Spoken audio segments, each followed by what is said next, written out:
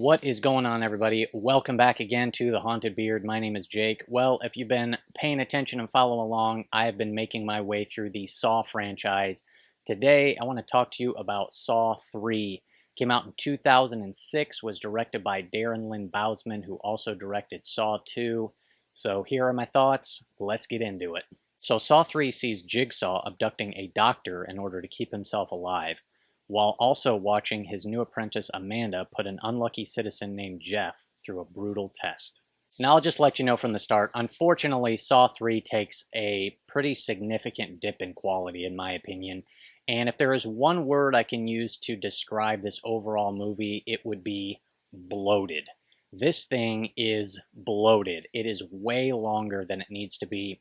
I watched the unrated version of this movie, which clocked in at an hour and 53 minutes. That's only like 5 minutes longer than the theatrical cut. And dude, there is just no reason this movie needs to be that long, especially when the first two are, 90, 95 minutes, somewhere around there. This movie could have done itself a lot better to clock in around 85 to 90 minutes because there is just so much stuff in here that does not need to be. The opening 20 minutes could have just been completely removed from this movie. And there are some pretty good scenes here in the opening 20 minutes, but they do nothing to contribute to the overall story of this movie. It's like they were trying to wrap up a couple little things of part 2 so then they could get into part 3 and tell a brand new story. And so we don't even really get to Saw 3's main plot and storyline until 20 minutes into it. And Saw 3 is where I start to see the transition from a movie that is really a compelling mystery with a serial killer who has these cool traps to a film that is focused predominantly about those traps. They just want to give you the blood, guts, and gore, and that's kind of the top priority now over the overall story. This is where we start to see that transition happen. And I think point in case is the fact that the opening 20 minutes of this movie exist and we get 2 really gnarly trap scenes. Now, if you're into that, and obviously we all are to a degree if we're Saw fans, so there's some cool traps here in the opening 20 minutes, but it doesn't do anything to contribute to the overall story in this movie. So Saw 3 picks up right where Saw 2 ends. We find Donnie Wahlberg locked in that room from the original Saw. And this scene's cool just in terms of like how it's lit. It's completely dark and the only source of lighting we get is just his flashlight. So you get kind of some cool lighting effects here. I feel like a lot of times scenes like this would be really dim, but you could still kind of make out everything, whereas this is literally pitch black with the exception of his flashlight. So just from kind of like a visual, the way the scene is lit, I like it. Then we get our first trap scene, and this is probably the bloodiest and most gruesome one yet. There's a guy who is got these chains hooked up to him, and one of them's through his mouth, right? And in order to get out, he's got to literally rip the chains out of his flesh to free himself out of the room. And we pick up with Detective Carey, who we've seen in part 2 and in the original film as well. And there's a cool scene right after this trap scene where she is in her apartment, and I like how this scene is directed and shot as she's flipping through the TV channels and then all of a sudden comes onto a live feed that she discovers is inside her closet. And I just think this is a really cool kind of presentation of the scene. I really like it. Ultimately, she gets captured, and then she gets trapped herself, and she's locked in. She's got this device that's hooked into her rib cage, and she's got to reach into this little vat of acid to pull out the key. And then we get another just brutal, gnarly kill where the thing springs open and it pulls her rib cage apart, and she dies. And so, again, that opening 20 minutes, if you're come for just the blood and the gore, you're going to get 2 pretty cool, pretty gnarly scenes. But again, it is definitely prioritizing that now more than the overall story. And so you don't really get any sort of plot or story into this until about the 20-minute mark. And that is when I think this movie should start. Now, once the story really actually starts, we are introduced to our new main character. Her name is Lynn, and she is a surgeon. And we don't find out a whole lot of her backstory yet, but we can just tell that she is depressed and just really struggling emotionally and is going through something. She ends up getting captured by Jigsaw and is taken to his warehouse, where we find out that Jigsaw is literally on his deathbed and Amanda is there, and he has tasked Lynn with keeping him alive.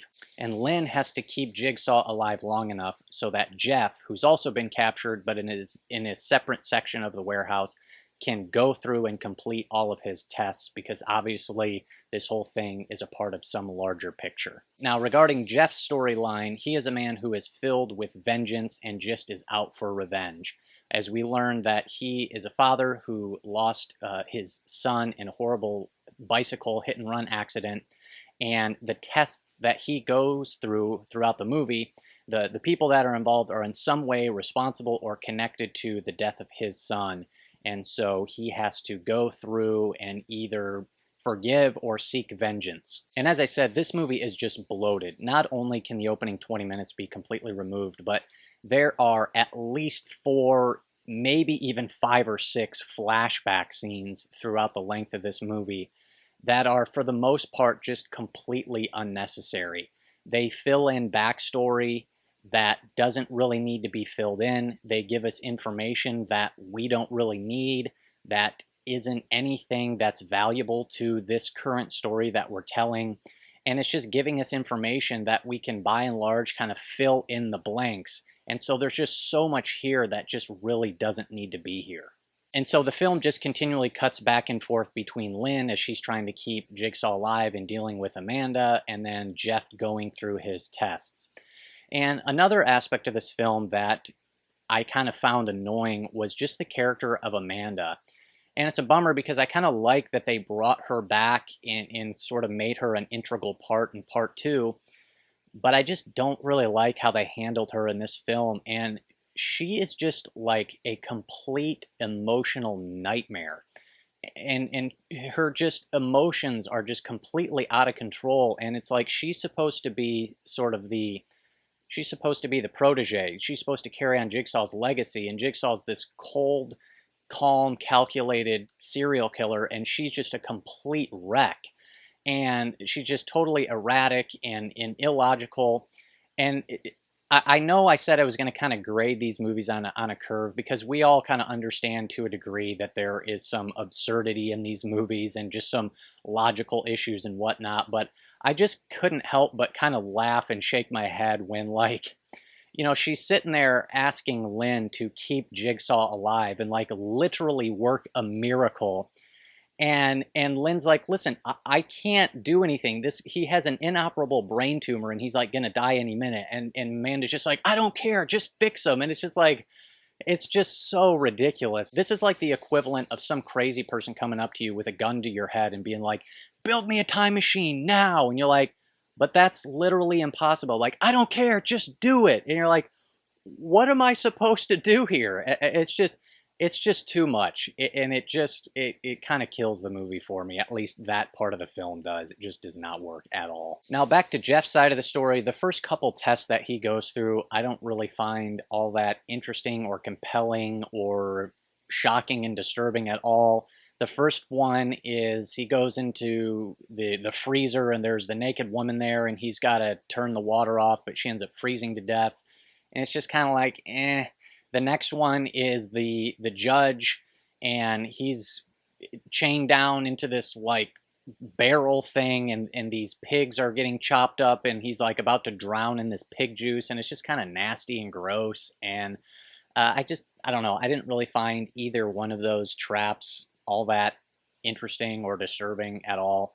The third one, though, I will say is pretty good. This is the one where Jeff actually gets to confront the guy who killed his kid on the bicycle, and he is locked into this machine that essentially just twists his limbs all the way around in a complete circle. And man, this thing is gnarly. To me, this is one of the more memorable traps in the whole franchise, so kudos to whoever came up with this trap, because it is brutal.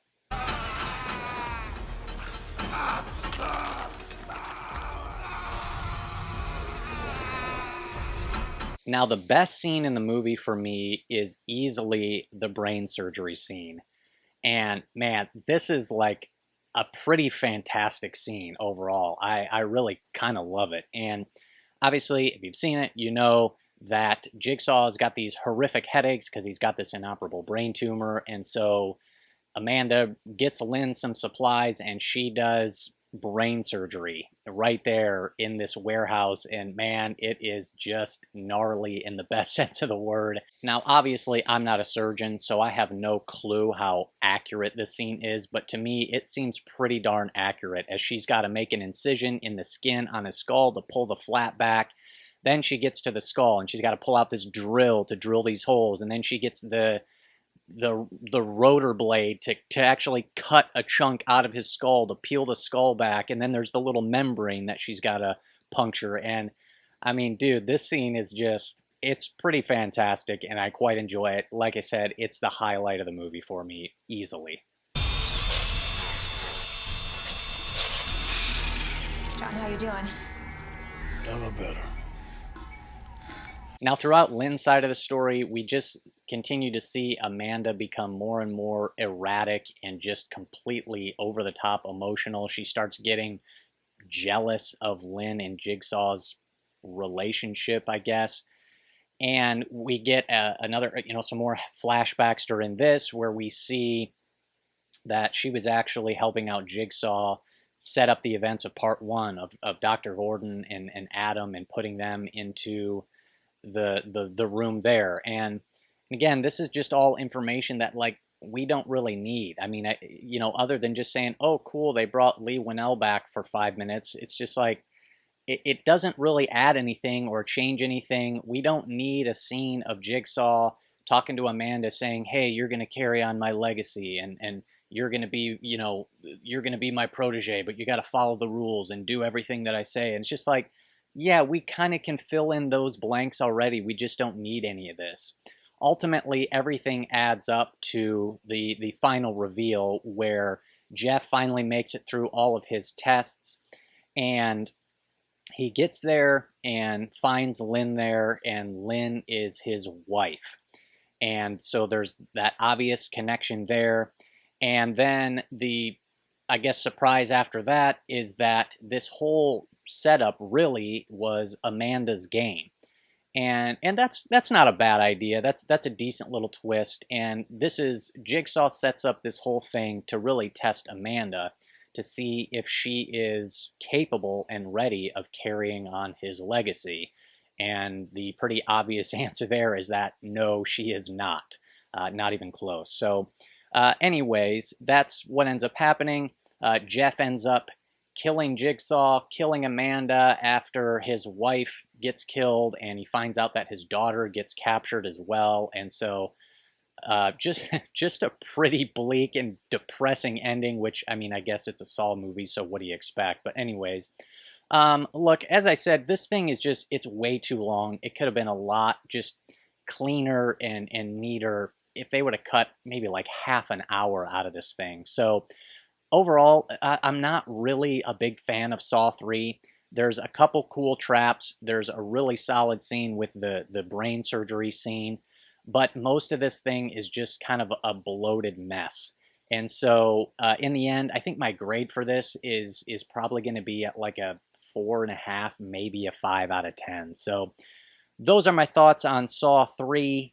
Once again, thank you so much for tuning in. I appreciate it. Please hit me up down in the comments. Let me know what you guys think of Saw 3. What's your favorite scene? What's your favorite trap? Would love to hear from you. So if you like content like this, that is what I do on The Haunted Beard. It is all horror and thriller movie content coming at you. So hit that subscribe button. I would greatly appreciate it. And I'll see you next time on The Haunted Beard.